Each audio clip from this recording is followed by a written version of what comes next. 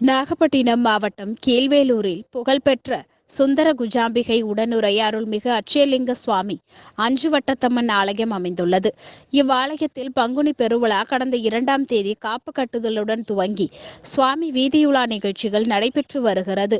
விழாவின் முக்கிய நிகழ்வான தேரோட்டம் நடைபெற்றது. முன்னதாக சிறப்பு அலங்காரத்தில் அஞ்சுவட்டத்தம்மன் அலங்கரிக்கப்பட்ட தேரில் எழுந்தருளினார்.